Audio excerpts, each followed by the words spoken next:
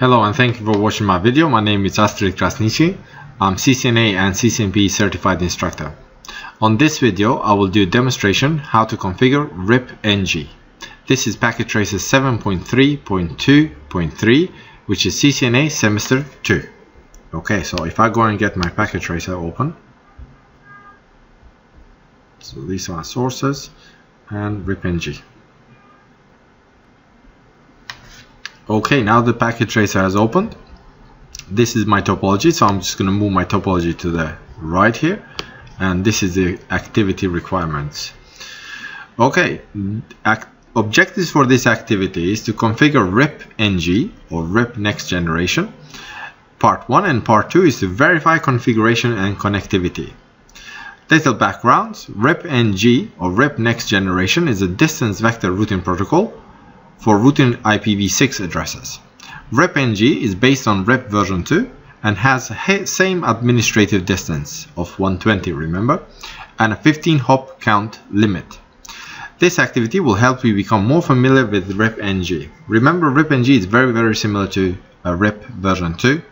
It will multicast all updates to FF02:9. And is using protocol UDP, so it's an unreliable protocol, port number 521. So now we're going to configure RIPng on router 1. So part 1, configure RIPng. So I'll open router 1, go to CLI. It's going to fix the windows here, so maximize this a little bit. Okay, so enable, go to configure terminal. Okay, now it says enable IPv6 routing on router 1. So by default IPv6 is not enabled on the routers these days. Well, in the future it will be enabled, like IPv4 is enabled by default, but IPv6 is not. So we need to go and say IPv6 unicast-routing. So as soon as you do something about IPv6, first thing you need to do, enable IPv6 unicast-routing.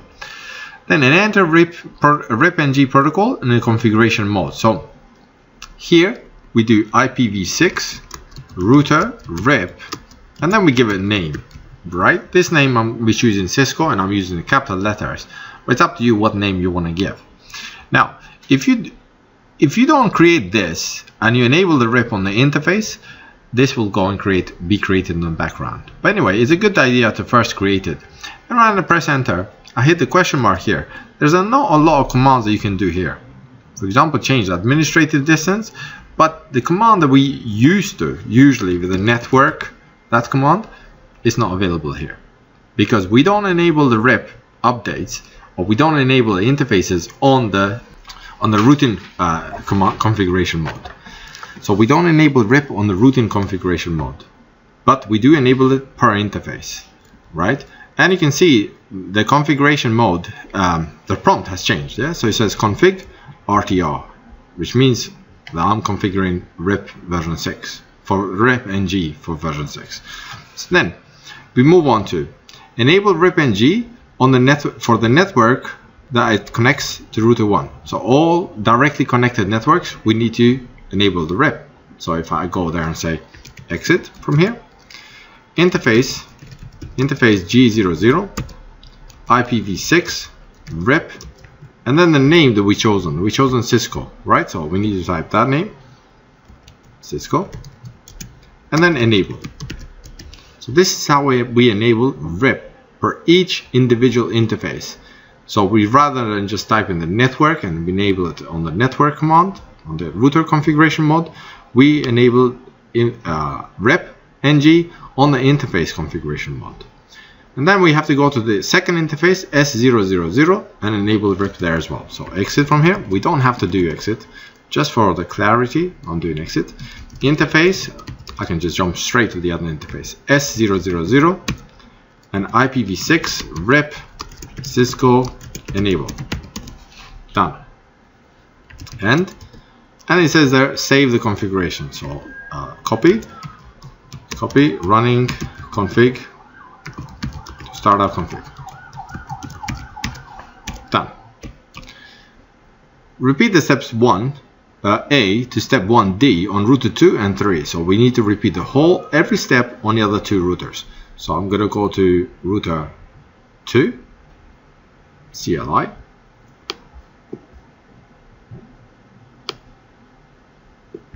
Okay, enable. The first thing is we need to enable the IPv6 routing. So IPv6 unicast-routing. After we did that, we need to enable the rep. So IPv6 router rep CISCO. Give it a name. Exit from here.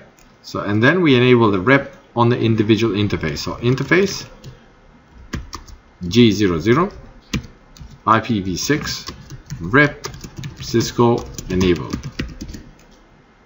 and then interface S000. I can use the up arrow to repeat the previous command that I entered, and say again IPv6 rep CISCO enable. Done. And copy, run to start. Done. I'm going to do the same thing for router 3. So if I go to, let me just close this activity. This was the old activity, or just rep. So let me just close that. Okay. So go to router 3, CLI.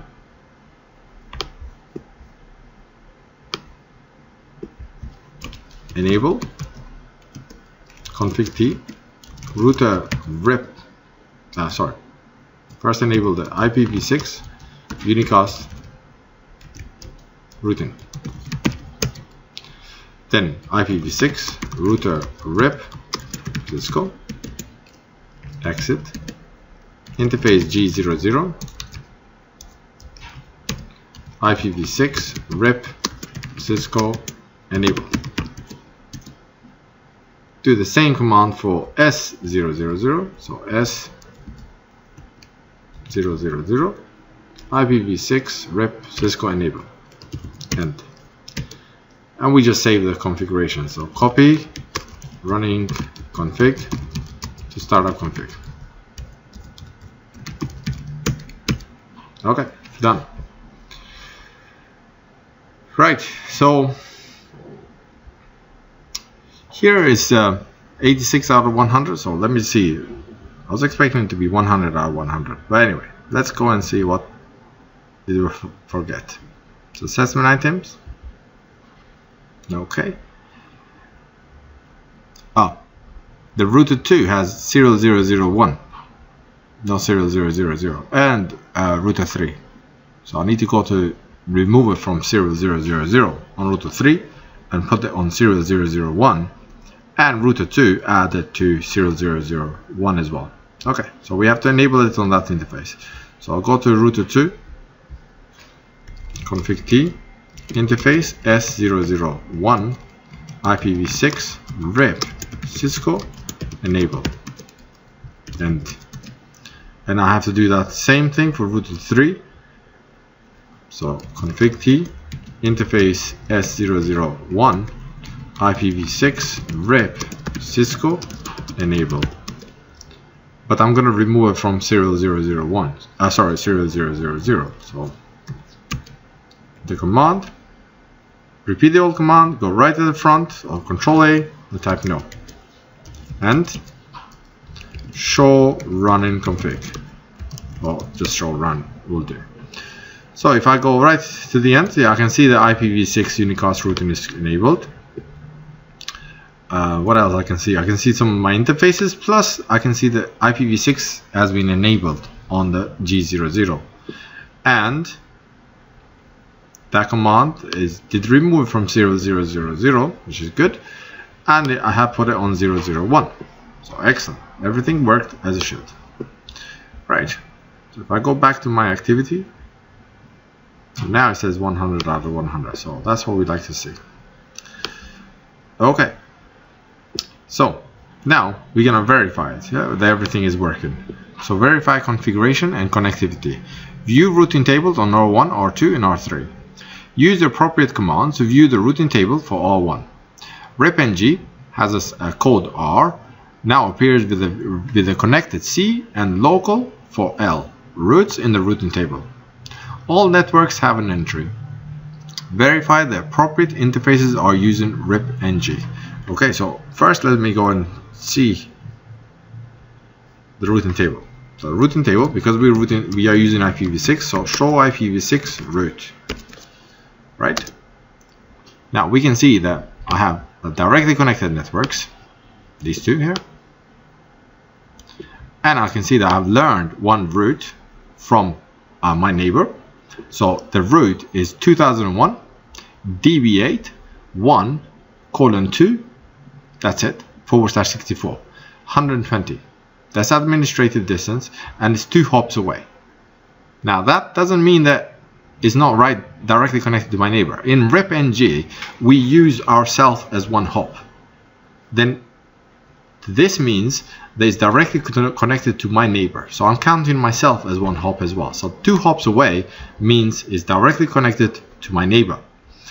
And the next command, again, we can see it. But this time, the network is coming from router 3. And this says 3 hops away, which means it's not directly connected to my neighbor. So me, 1 hop, my neighbor, 2nd hop, and then it's connected to his neighbor, 3 hops away. And I'm learning another route from my neighbor, 2001 db8 1:A002, which is 2 hop, and it's directly connected to my neighbor. You can see that this interface here, FF0::8, means that we are throwing away any multicast traffic that's coming. As soon as we receive that multicast traffic, we're gonna send it to null 0. Null 0 is like a bin interface. We're gonna throw it away.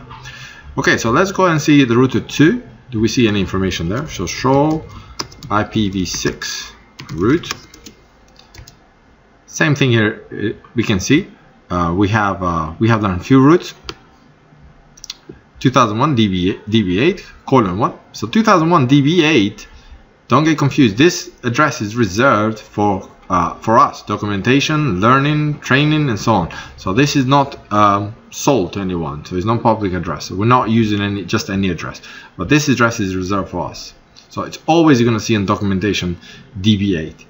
So 2001 db8:1:1. That's router coming from router 1 via F80:1, which means via link local. So every update on IPv6, they come from link local. As source is a link local. So FE80:1 means it's router 1. FE80:3 is coming from router 3. So that's my exit interface towards router 1, S000, and that is my exit interface towards router 3, which is S001. Okay, well, the same thing for router 3. So if I go router 3 very quickly, show IPv6 route, and you can see that I have similar. So here we can show IPv6 route rep. Yeah. So okay, doesn't let us in packet tracer, but we can use show IPv6 route router rep, and we can see only the rep routes. Okay.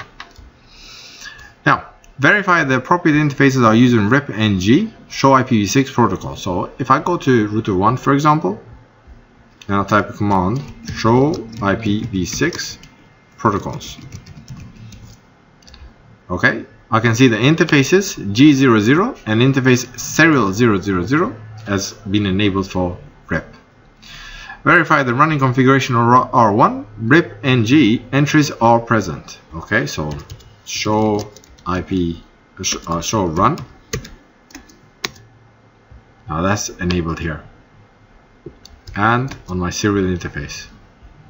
So RIPng is enabled on my serial interface, and as a protocol is enabled there.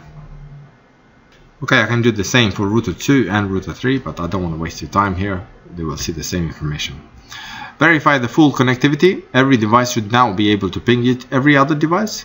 If not, review the configuration for errors and implement appropriate solution. Okay, so if I go to router 1, and I should be able to ping this address, which is LAN address of router 2. So ping. So if I go ping 2001 db8 and then 1:2:1 1. That's the address of router 2 LAN interface, and I can ping it. Right, so I should be able to ping, well, this is my directly connected, so that I'm going to be able to. Well, I'm going to be able to ping, or I should be able to ping, the interface is connected to router 3. So, ping 2001 db8 1 A002 : 1. Yep. And then I should be able to ping the router 3 serial interface. So, which is :2. Yep. And the last thing I'm going to check is I'm going to check router 3 LAN interface. So ping. So if I go ping, oops, let's try again. Ping 2001 db8 1 : 3 : 1, and I can ping it successfully. Okay. Now I can try again with the PCs, but it's gonna work. So I'll open the PC one. Okay, let me try. Desktop command prompt. I'll put it to the side here. I'll open PC2. Desktop command prompt. Put it to the side here. And I'll open PC3 as well. Desktop command prompt, and put it down here. Right. To check what is the IP address, so IPv6 config. So that is the address of PCA or PC1, sorry. IPv6 config. That is the address of PC2, and for PC3, so IPv6 config. Okay, so PC1 should be able to ping this address and this address. So I should be able to ping 2001 db8 1 : 2 : A and 2001 db8 1 : 3 : A. So let's try that. So ping 2001 db8 1 : 2 : A. And yes, we can ping it. Can we ping this address here? So ping 2001 db8 1 : 3 : A.